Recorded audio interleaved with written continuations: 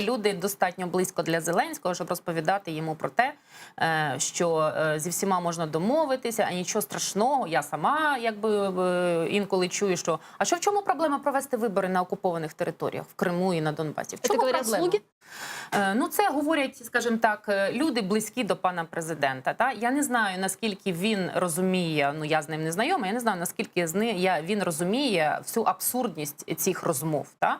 Але деякі люди, які близькі до нього, не бачать проблеми провести вибори на окупованих територіях. І це лякає.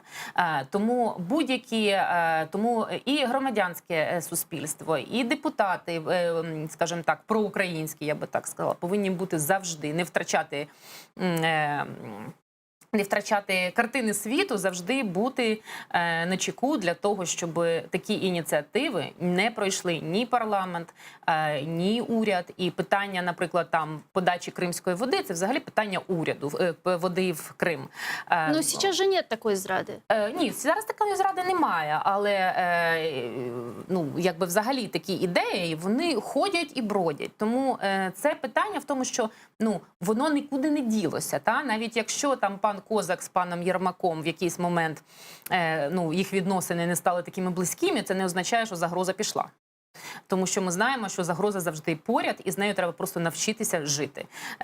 І це буде перманентний процес. Росія буде постійно розхитувати всередині, буде намагатися нав'язувати всякі ідеї. А що тут такого? Продайте нам воду. А що ж тут в чому проблема? Ви ж заробите на цьому гроші.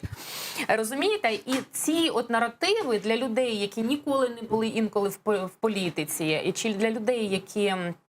Знаєте, у нас 10 секунд. Так, думають по-іншому, для них воно лягає їм в мозок. І вони починають ці ідеї нести далі.